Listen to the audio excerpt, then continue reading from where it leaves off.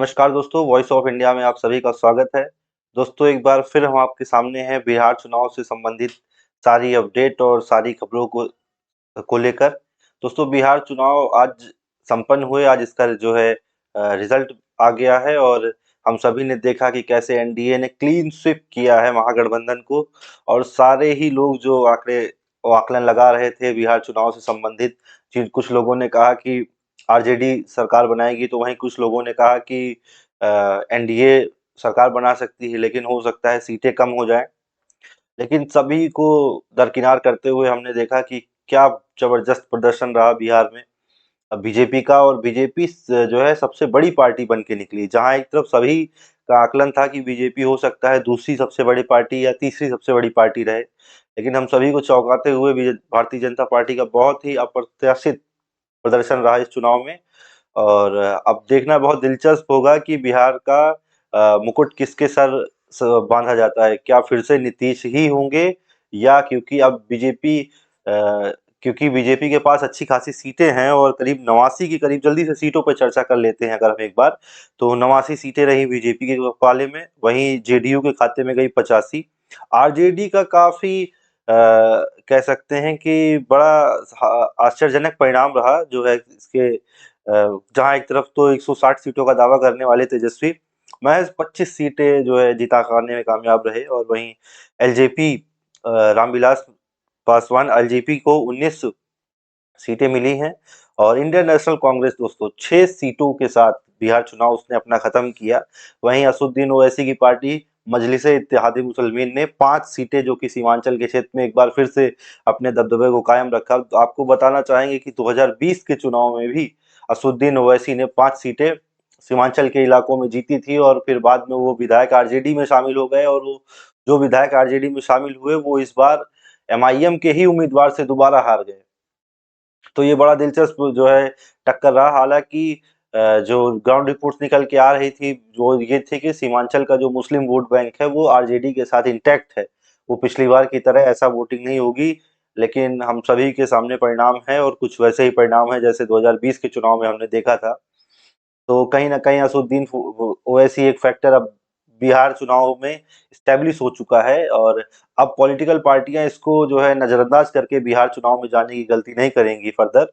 और मुझे लगता है कि अब असुद्दीन ओवैसी काफी बिहार में एक बड़े नेता के तौर पर जरूर जो है देखे जाएंगे। और खासकर मुस्लिम नेताओं की बात करें तो नॉर्थ बेल्ट में असुद्दीन ओवैसी एक, न सिर्फ नॉर्थ में बल्कि पूरे इंडिया में एक मुस्लिम रिप्रेजेंटेटिव के तौर में अब अपने आप को वेल स्टेब्लिश कर रहे हैं। धीरे धीरे स्टेट इलेक्शंस में भी हम देख रहे हैं कि वो लगातार न सिर्फ लड़ रहे हैं बल्कि उनके प्रत्याशी भारी मतों से जीत भी दर्ज कर रहे हैं।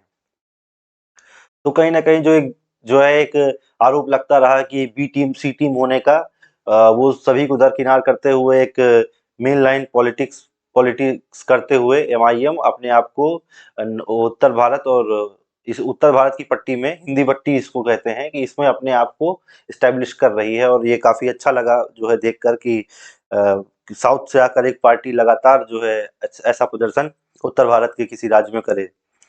और अगर हम और की बात करें तो जो है हमको 5 सीटें गई हैं। तो ऐसा ही रहा बिहार चुनाव। और सबसे ज़्यादा बात करेंगे आज मोदी और नीतीश के बारे में। तो नीतीश कुमार, कुर्सी कुमार, एक बार फिर ये साबित होता हुआ। और बिहार चुनाव के दौरान जो नारे चले कि फिर से नीतीश, 25 से 30 नीतीश, तो कहीं न कहीं बिहारी जो है उस तरफ नज़र आए। और सभी वर्गों का वोट लगभग नीतीश कुमार को मिला। लेकिन आरजेडी के साथ क्या हुआ, ये सभी इस पर अभी मंत्रणा कर रहे हैं। मुझे लगता है कि जो आरजेडी के पक्ष के भी जो लोग होंगे वो भी इस बारे में ज़रूर मंत्रणा करेंगे कि क्या कारण रहा जो आरजेडी का ऐसा प्रदर्शन रहा, और क्या तेजस्वी का जादू चला नहीं और सिर्फ 25 सीटों पर सिमट गई लालू की पार्टी। हालांकि लालू जी अब उस तरह चुनाव में सक्रिय नहीं है, तेजस्वी की को ही कमान है सारी जो है पॉलिटिक्स की, टिकट बंटवारे से लेके सारी चीज़ों की। और उसके बाद पार्टी का ये परिणाम कहीं न कहीं अब बहुत ही धक्का देगा पार्टी के न सिर्फ कोर वोटरों को भी, बल्कि और भी तमाम वो लोग जो काफ़ी लंबे समय से आरजेडी की पॉलिटिक्स करते हैं। तो इसी के साथ जो है आप सभी बताइए कि आपको कैसा लगा ये परिणाम? क्या आप इस परिणाम से संतुष्ट हैं, या तमाम जो मीडिया पे, सोशल मीडिया पे जो आरोप लगाए जा रहे हैं, उन पर आपका क्या विचार है, इस बारे में भी ज़रूर हमें बताएँ।